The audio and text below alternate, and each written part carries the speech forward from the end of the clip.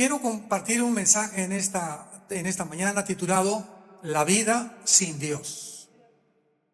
¿Qué significa vivir sin Dios? No solamente en esta vida, sino también después de morir. Porque qué tragedia y qué terrible es para muchos de ustedes que nos escuchan que esta vida tan corta que tenemos, te resististe a la luz, rechazaste la verdad y todavía después cuando tú mueras no te imaginas el susto que te vas a llevar. Porque la Biblia habla claramente de un infierno.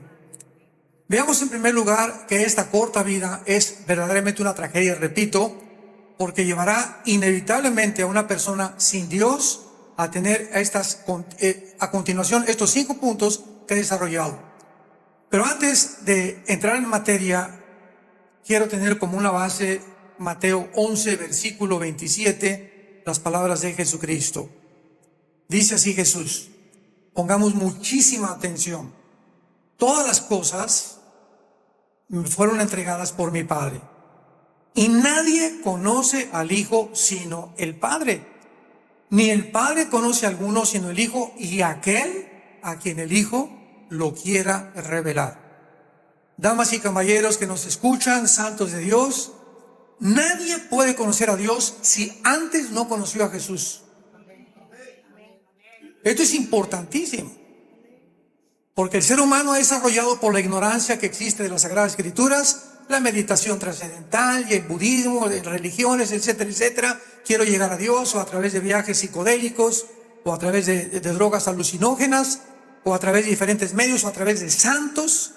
Y la Biblia es clarísima. Dios manda al mundo a su Hijo Jesucristo para que Él sea el que nos conecte con el Padre. Así que en esta vida tú tienes que conocer a Jesús, el Hijo de Dios. Si tú me dices creo en Dios y no crees en Jesucristo, es una imposibilidad, es una aberración teológica. Es imposible conocer a Dios sin conocer a Jesús, porque es Jesús el que vino a reflejar al Padre. Entonces cuando tú rechazas a Jesús, en primer lugar, vendrá el humanismo a tu vida. Vamos a explicar esto. Dentro de las filosofías, el humanismo es diferente al humanitarismo. El humanismo es la filosofía que percibe el mundo como el hombre. Es la filosofía actualmente del Foro Económico Mundial. Un hombre llamado Klaus Schwab, que acaba de renunciar, dejó a uno de sus consejeros, Noah Harari, que es judío por cierto también, que acaba de escribir libros diciendo que Cristo no existe, que la Biblia no existe, que a través de la inteligencia artificial se va a establecer realmente una mejor Biblia. Entonces, esto es el humanismo, creer que el ser humano tiene la solución al problema humano. Que no necesitamos los mandamientos, un código moral, no necesitamos códigos de conducta que vengan fuera del mundo. Tenemos aquí hombres demasiado inteligentes, intelectuales, y además tenemos la tecnología y tenemos la computadora. ¿Para qué queremos a Dios? Es exactamente a donde ha llegado el ser humano. Esto produce desde luego el comunismo, el darwinianismo, el hedonismo y todos los ismos que hay son filosofías que nacen precisamente del humanismo. Cuando yo era joven me decepcioné de la religión. Cuando conocí muchas cosas que contradecían el sentido común y la lógica más elemental, abracé la dialéctica materialista marxista, hegeliana, y pues creí que esto era realmente lo que el mundo necesitaba. El problema son las luchas de clases y si el proletariado derruba a la burguesía, ¿verdad? Entonces va a haber una equidad, una igualdad económica y ese es el problema del ser humano, que los ricos, los capitalistas le quitan el dinero a los pobres, etcétera, etcétera. En aquel tiempo, para ser comunista, en el tiempo en el que yo milité en este partido, necesitabas, en primer lugar, tú no podías ser comunista si no eras ateo, porque el comunismo es ateo de fundamento. Número 2, tenías que ser humanista, tenías que creer que realmente Marx, Engels, Lenin o los posteriores hombres, ¿verdad?, que fueron un fracaso en el siglo pasado, tenían la solución para el problema del ser humano. Tenías que ser también darwinianista, tenías que creer que venimos de chita, que somos el producto completamente de los animales. Y cuando en 1954 se descubre el ADN, pues el doctor Hendrix y el doctor Watson, cae completamente la mentira y el fraude más grande del siglo XX, la teoría de la evolución. Ahora la teoría de la evolución es imposible sostenerla, así mismo como el ateísmo, filosófica y científicamente, porque el ADN echa abajo totalmente la teoría de la evolución. Pero ahora me da risa, ¿verdad? Platicaba el otro día aquí ayer con el hermano José y la hermana Mulgara, que fueron tan amables de recogernos a mi esposa y a mí, una pareja linda. Nos van a comer un restaurante italiano que es el favorito de mi esposa. Pero ahí estamos platicando acerca de todas estas cosas que están pasando en el mundo, de qué forma el ser humano está tan desviado por las filosofías humanas.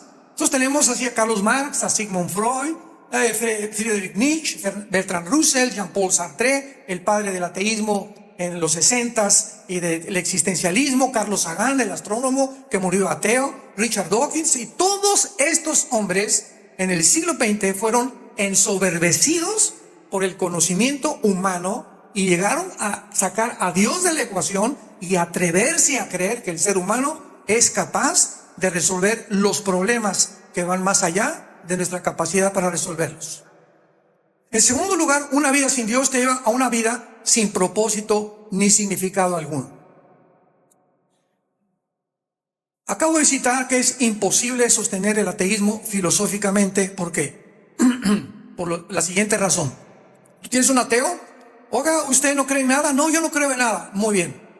¿Tiene usted alguna regla moral? No necesito, es mi propia regla moral. Muy bien. El momento que usted me dice, yo estoy hablando con un ateo, imaginémoslo, yo le contesto, el momento que usted me dice que usted tiene su regla moral, está diciendo que los 10 mandamientos y las leyes que a través del pueblo judío Dios comunicó y propagó en el mundo y a través de la historia, usted no las necesita. Entonces usted va a decidir qué es bueno y qué es malo, ¿correcto? Claro, me dice, yo sé lo que es bueno y qué es malo. Entonces, cuando su hijo esté fumando marihuana, usted no tiene ningún derecho a decirle deja la droga, porque él le va a contestar, su hijo le va a contestar a usted, y tú, papá, eres un hipócrita porque te viene adulterio. Entonces, si tú crees que es para mí malo, para mí también es malo que traiciones a mi madre. Entonces, si esa es tu regla moral, yo no quiero tu ateísmo.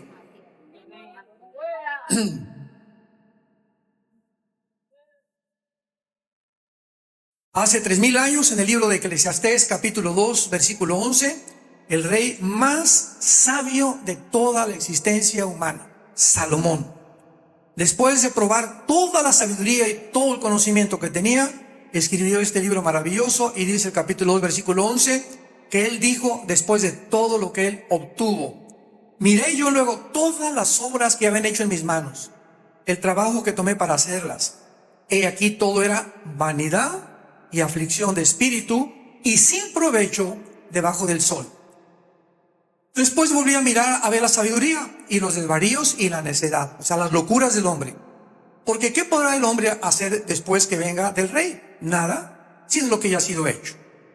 Y he visto que la sabiduría sobrepasa a las locuras del ser humano como la luz de las tinieblas. El sabio tiene sus ojos en su cabeza, mas el necio anda en tinieblas. Pero también entendí yo que un mismo suceso acontecerá al uno y al otro. La palabra clave aquí en el libro de Eclesiastés es la palabra vanidad. Vanidad de vanidades es la vida. Esta palabra en el hebreo significa vaciedad, sin sentido ni propósito alguno. Tú puedes llegar a ser presidente, puedes llegar a ser empresario de Miami, a alcanzar tus metas más altas, y algún día cuando tú llegues a alcanzar lo que tú creíste que era realmente el problema para resolver y tener paz ya y morir en paz y ya lograste lo que querías, en ese momento se te vuelve en maldición. En ese momento Dios te va a quitar lo que tienes, o vas a tenerlo sin que te lo quite Dios, pero no tendrás el don para disfrutar lo que tú tienes. Lo dice el capítulo 6 de Salomón, de aquí de Eclesiastés. Dice: he visto un mal debajo del cielo, a quien Dios le da dinero, mujeres, casas, castillo, Lamborghinis, bla, bla, bla, etcétera, etcétera. Pero hay un pero: Dios no le da el don para disfrutar todo lo que tiene. Entonces, esa cantidad de personas, ¿verdad? Mi padre fue político en México y vivió mucho tiempo, era amigo de presidentes, trabajó para 2 presidentes en México. Vi el ambiente donde se movía mi padre, y vi a esos amigos expresidentes que ahora están no sé dónde, solamente Dios sabe, morir realmente como animales. Llegaron abandonados por su esposa, se casaron con otra, tenían hijos regados por todos lados, multimillonarios y con una vaciedad con un sentido de querer hasta quitarse la vida, decir, pues de todo esto, ¿qué sigue? O sea, ya tuve el poder, ya tuve el dinero, porque cuando subimos a la cúspide y al éxito sin Dios, comenzamos a descender. Mientras más alto subas, más rápido vas a caer. En tercer lugar, encontramos también que una vida sin Dios va a llevar de una forma inevitable al amor al dinero. Dice la Biblia en Eclesiastés capítulo 5, versículo 14, el rey Salomón: cuando aumentan los bienes, Eclesiastés 5:11, también aumentan los que los consumen. ¿Qué bien pues tendrá su dueño sino verlo con sus ojos? Dulce es el sueño del trabajador. Con mucho como o poco, pero el rico no lo deja dormir todo lo que tiene. Hay un mal doloroso que he visto debajo del sol: las riquezas guardadas por sus dueños para su mal, las cuales se pierden en malas ocupaciones, y los hijos que engendraron, nada les queda en la mano. Como salió del vientre de su madre, desnudo vuelve, yéndose tal como vino, y nada tiene en su trabajo para llevar de su mano. En 1 Timoteo capítulo 6, versículos 9 y 10, el apóstol Pablo dice: porque la raíz de todos los males, la raíz de donde brota todo, es el amor al dinero. El dinero no es malo. Tú puedes tener 3 Mercedes-Benz, 2 Lamborghinis en tu casa ahorita, vivir en la mejor zona de Miami, etcétera, etcétera. No es malo tener riquezas, es malo amar lo que tienes. ¿Cómo puedes tú saber si realmente eso que tú tienes le ha quitado el lugar a Dios en tu vida? Porque si tienes lo que tienes y Dios no es la prioridad en tu vida, en segundo lugar, ¿cuál es nuestra segunda prioridad? Nuestra esposa. Después de Dios es mi esposa. En tercer lugar, mis hijos. Y en cuarto lugar, mi trabajo o el ministerio. Se lo hizo a los pastores también. Si nosotros no ponemos en orden estas prioridades establecidas en la palabra de Dios, estamos completamente desarticulados de la voluntad de Dios. Entonces, cuando tú pones en orden tu vida y lo primero que haces en las mañanas es tener tiempo con Dios, pasar tiempo con Dios, memorizar la Biblia, meditar la Biblia de día y de noche, al acostarte, etcétera, etcétera, le has dicho a Dios: tú eres primero, Señor, y después me voy a bañar y después voy a hacer mi trabajo, etcétera, etcétera. Pero cuando pasan 2 días sin que tú hayas leído la Biblia ni hayas tenido comunión con Dios, en ese momento, sin que te des cuenta, has comenzado a resbalarte. Porque no nos damos cuenta, inconscientemente las canas salen, no me di cuenta. Y envejecemos y no nos damos cuenta de lo rápido que pasa todo en la vida. Nada sucede de la noche a la mañana, todo tiene un proceso. Nadie cae en el adulterio de la noche a la mañana. Se desarrolló, ¿verdad? Tienes ya 6 meses con pornografía, 3 meses viendo a tu secretaria, te encanta ir a la playa para ver a las muchachas en bikini. Tarde o temprano estás preparando tu corazón para caer en el adulterio. No digas: caí de repente. Entonces, así sucede todo en la vida. Cuando tú no pones en primer lugar a Dios, vas a acabar amando el dinero.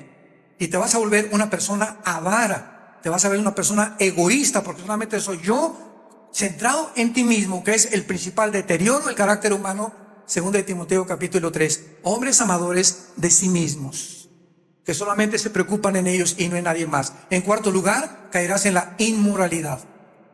Dice en Romanos capítulo 1 que este es precisamente el problema que estamos viendo actualmente en la sociedad. Dice Romanos 1, versículo 23, cambiaron la gloria de Dios incorruptible en semejanza de imagen de hombre corruptible, de aves, cuadrúpedos y de reptiles.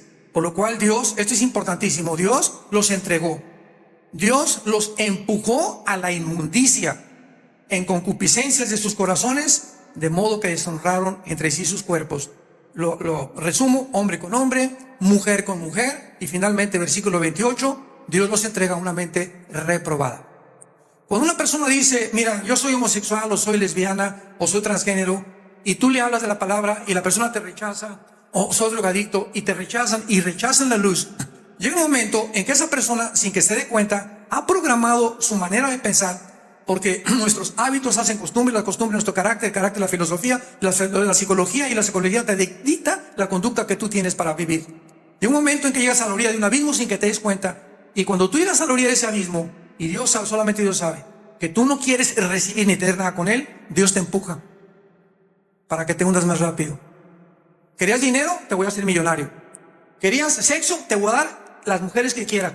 Aquí está Salomón de ejemplo. ¿Querías poder? Te lo voy a dar. ¿Querías gobernar? Te lo voy a dar. Para que cuando tú tengas eso que tú creías y a mí me sacaste de la ecuación, vas a convertirse en una maldición. El amor al dinero, la inmoralidad. Cuanto más libertad se da al pecado, más obligados se sienten para justificarlo, para defenderlo como una conducta legítima. Y lo acabamos de ver en los pasados Juegos Olímpicos de París, donde sacaron la última cena, ¿verdad?, con una mujer gorda de 250 kilos de peso, judía, transgénero, al lado de ella un niño pequeño como de 5 o 6 años con un hombre con los órganos genitales de fuera. Un caballo blanco, todo lo que estaban haciendo, ellos no sabían el trasfondo bíblico y espiritual que tenía, porque son manejados por Satanás. Pero lo que más nos sorprende es lo siguiente: cuando comenzaron a llegar cartas de acusaciones y por el amor de Dios al Comité Olímpico, ¿cómo se atrevieron a hacer eso? ¿Qué tiene que ver la religión con el deporte? Venimos a ver deportistas, venimos a cosas que se salte, ¿verdad?, la salud de la gente. ¿Y saben lo que contestaron? Pues es que la gente no aprecia el arte. ¿Es un chiste? O sea, tan loca están las personas en Francia para justificar el pecado y decirle que es arte, y que los que lo critican es porque son unos completamente retrógradas que ni siquiera el arte pueden apreciar. Es que así pasa en la vida. Si tú le dices a una persona: pero ¿cómo es posible que a esa niña le cambies el nombre cuando su nombre es Lupita? Y sabes una cosa, si el ginecólogo dice que tiene XX, es niña de los pies a la cabeza. Y si él tiene XY, es hombre de los pies a la cabeza. ¿Cómo es posible que genetistas y médicos y doctores se atrevan a apoyar y a sostener esta barbaridad? ¿Cómo es posible que el mundo haya llegado a tanta locura para justificar el transgénero o justificar la homosexualidad o el lesbianismo? ¿Cómo es posible? Este es el mundo que vivimos, un mundo completamente desarticulado, un mundo de psicópatas. Y finalmente te va a llevar a la desesperación y a la destrucción. Una vida sin Dios te va a llevar al humanismo, te va a llevar a una vida sin sentido ni propósito, te va a llevar al amor al dinero, te va a llevar a la desesperación y a la autodestrucción. Dice el libro de Jeremías capítulo 2, versículo 13: porque 2 males ha hecho mi pueblo. Me dejaron a mí, fuente de agua viva, y cavaron para sí cisternas rotas que no retienen agua. Una vida sin Dios es que no tienes propósito, no tienes brújula, no tienes ninguna idea, nada. Te estás guiando por ti mismo, sin que tú sepas que hay un poder espiritual que es satánico el que te está influyendo para que dejes a Dios. ¿Y qué vas a hacer? Pues vas a buscar el agua, algo que le dé propósito y sentido. La mujer samaritana, capítulo 4 de Juan: un esposo, 2 esposos, 3 esposos, 4 esposos, y cuando se le Jesús, la chulis tenía 5. Y con el que vivía no era su marido. En Amaciato acabó viviendo una mujer, como hay millones de mujeres que creen que el hombre que tienen que buscar las tiene que hacer feliz. Entonces, este no me hizo feliz, este tampoco me hizo feliz. Amorcito, no vas a encontrar a nadie que te haga feliz. La felicidad viene de arriba.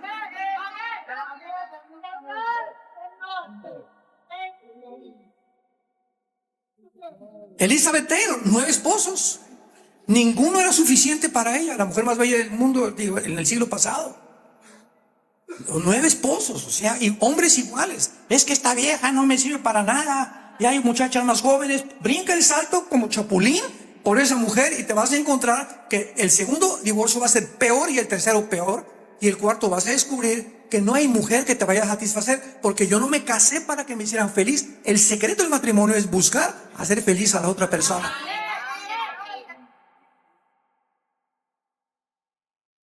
Contrario, ¿verdad? Contrario al ego que todos tenemos. Todos buscamos: dame, sírveme. Mi vieja, mis chilaquiles, ya los quiero ahorita aquí a las 7 de la mañana. ¿Sabes qué, viejo? Pues vayas a bañar porque no le voy a dar nada. Te contesta a tu esposa. Y eso, el fracaso del matrimonio. No entendemos que el matrimonio es el gimnasio de Dios. Ahí nos entrenamos a humillarnos.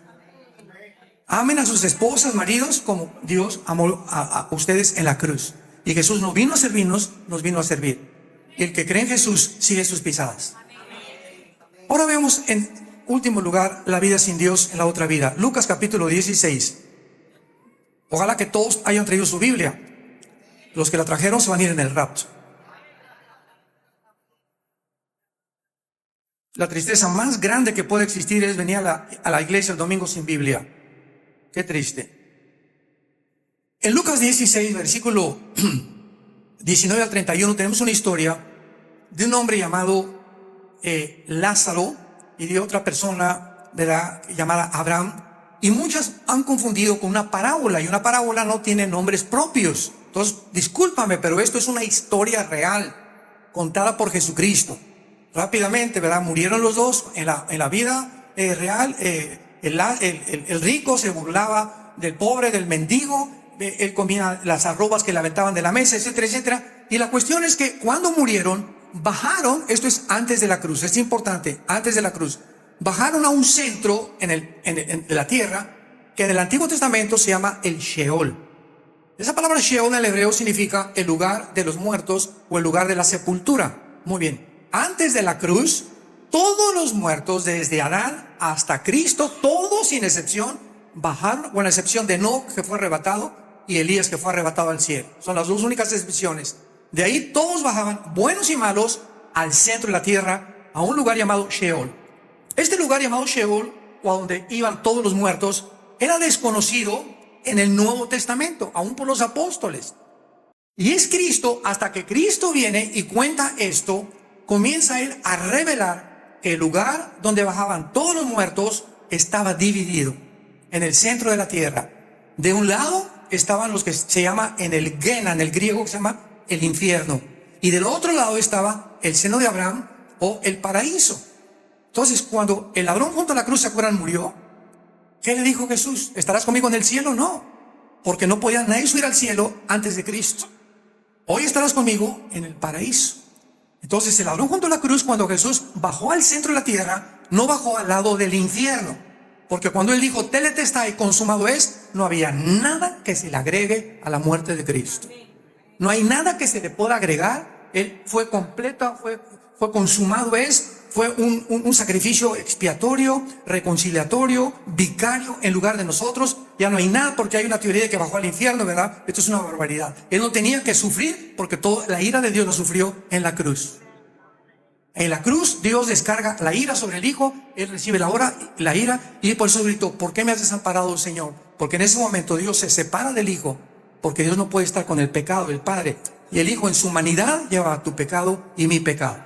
No tenía que ir al infierno. Entonces, decir que fue al infierno, ¿verdad?, es minorizar o debilitar completamente la obra expiatoria de Cristo en la cruz. Entonces baja Cristo, y los que estaban en el lado del seno de Abraham los recoge y se los lleva con él al cielo. Y de la cruz hasta nuestros días, si tú te mueres hoy en la noche, o todos los que han muerto desde Pentecostés hasta nuestros días, se van inmediatamente al cielo. Pero veamos a continuación lo más importante. En el versículo 23 dice la Biblia: y en el Hades, o en el Hades, que es la palabra Gena, que es en el infierno, alzó sus ojos estando en tormentos, y vio de lejos a Abraham y a Lázaro en su seno. Esto es importante. En la otra vida vamos a continuar viendo. Pregunta: cuando esta persona murió, ¿acaso los gusanos no le comieron sus ojos? ¿Acaso cuando te mueras no te comen el cerebro los gusanos? ¿O te quemaron? La forma como hayas muerto, acabas en la panza de un tiburón o lo que sea, ¿verdad? Somos deshechos. ¿Cómo es posible que en la otra vida sigamos teniendo vista? Estos sentidos espirituales son despertados cuando nacemos de nuevo.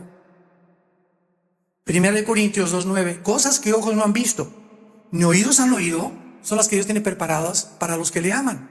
Entonces, la vista física está adherida aquí al cerebro, pero cuando tú naces de nuevo y recibes al Espíritu Santo, abre los ojos a la Biblia y ves la parte espiritual que un ser humano sin el Espíritu Santo no puede ver. Las personas ateas chocan contra la Biblia. Esto es una contradicción, pura sangre y puras guerras, porque no entienden, viendo con los ojos físicos, el significado espiritual. Hasta que te recibes a Cristo, se te despiertan los ojos espirituales. Tenemos dos tipos de ojos ya vivos: los físicos y los espirituales.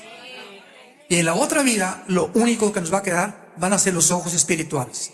Por eso vemos que las personas, aún en el infierno, tenían esta visión nada más, porque en la vida no quisieron ver a Jesús. Por eso ahora lo único que están viendo, ¿verdad?, es a otra persona que los está atormentando. Versículo 24. Entonces él, dando voces en el infierno, vas a seguir hablando. Se va a seguir y va a continuar transmitiéndose el sonido en el infierno, dando voces. Dijo, padre Abraham, ahora sí, ¿verdad? Papito Abraham, ahora sí. Demasiado tarde. Ten misericordia de mí.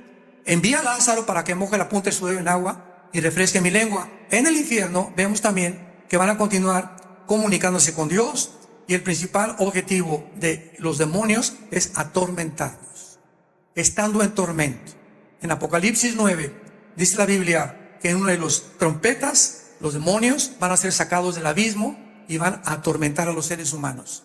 Ahorita lo que te atormenta, lo que no te deja dormir, los intentos de suicidio, la depresión que estás atravesando, la angustia que estás atravesando, el estrés que no te lo puedes quitar, es obra sobrenatural de espíritus que están operando en tu mente, porque el objetivo principal satánico es atormentarnos, impedir que tengamos paz y que disfrutemos de la vida.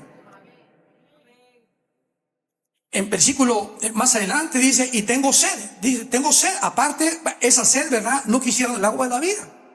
Pero ahora en el infierno van a tener sed, pero sed física. Jesús dijo, cualquiera que saque agua de este pozo volverá a tener sed. Cualquiera que crea que las mujeres, que el dinero, que el poder, que la gloria, el mundo va a satisfacer, te vas a quedar con sed. Yo vengo a satisfacer tu sed.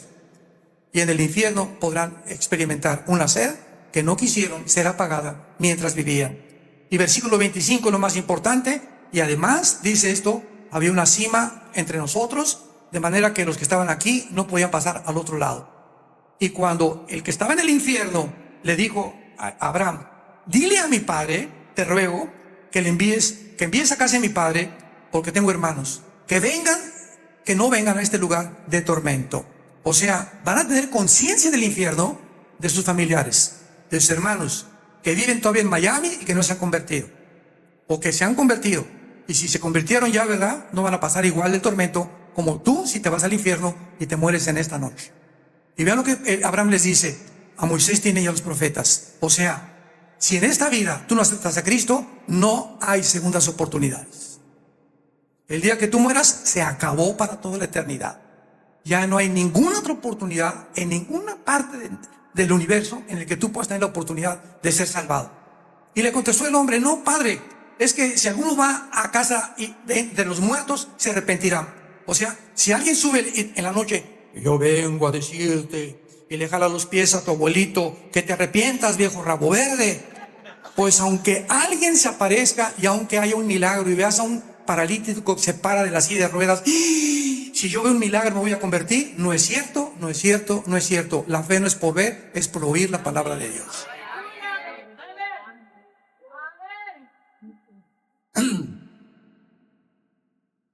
En otras palabras, un milagro te produce convicciones temporales y te emocionaste. ¿Cuánto te va a durar? ¿2, 3 días?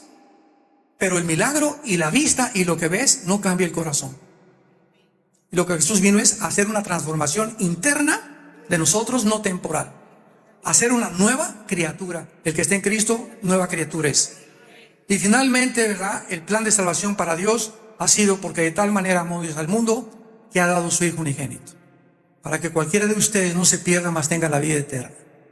Tú no tienes que morir hoy en la noche, mañana, un ataque al corazón, un cáncer inesperado, un accidente automovilístico, un balazo que no sabes de dónde puede venir. Tú no tienes por qué atravesar la vida en esa incertidumbre. Tú puedes hoy en la noche dormirte sabiendo que tienes la salvación porque has creído en el nombre del Hijo de Dios. ¿Qué tienes que hacer? Número 1, arrepiéntete de tus pecados. Arrepiéntete de tus pecados. ¿Qué es arrepentimiento? Arrepentimiento es reconocer un cambio de mente. Yo tengo que cambiar ya mi manera de pensar conforme al humanismo. No es el hombre el que tiene la solución, no es Sartre, no es Nietzsche, no es ninguno que tú me puedas traer, no es Buda, no es Zoroastro, no es Mahatma Gandhi, no es la Madre Teresa, no hay nadie en el cielo y en la tierra más que Jesucristo. Si tú no llegas a este convencimiento de mente, no te has arrepentido. Tú no puedes ser comunista como antes, ¿verdad? Y a Cristo. Como he oído a los líderes comunistas ahora. Es que yo creo en Jesucristo, pero siguen siendo explotando a la gente. No puedes. El que no recoge conmigo, desparrama, dijo Jesucristo. Eso es arrepentirte, reconocer que solo Cristo te puede salvar. Número 2, creer que en la cruz pagó con su sangre por tus pecados. Y número 3, que resucitó de los muertos, que hay vida después de la vida. Y que si tú en ese momento lo recibes, vivirás eternamente a su lado. Oremos. Padre, gracias te damos por tu palabra. Gracias por tan grande sacrificio en esa cruz, porque nos has hecho renacer para una esperanza viva por medio de Jesucristo entre los muertos. Te damos gracias, Señor, por un amor eterno con el que nos has amado y porque ahora yo puedo morir en paz. Saber que en el momento en que yo muera, vendrás a mí, me recogerás y podré ver el fruto de todo lo que tú hiciste y de la transformación de mi vida, para que la corta vida que me has dado la viva yo para los demás. Oh Dios, quiero quitar los ojos de mi persona, de mis intereses propios, y comenzar a amar a las personas más cercanas a mí, que son mi familia. Esa es tu voluntad. Yo puedo ganar 1 millón de personas, construir 100,000 iglesias. Todas estas obras, aunque son importantes, no son la prioridad. Dios quiere formar un carácter en nosotros.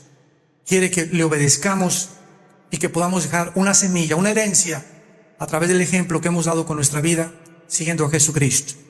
Gracias, Señor. Dile, te invito a mi corazón como mi Señor y mi Salvador. En el nombre de Jesús. Amén.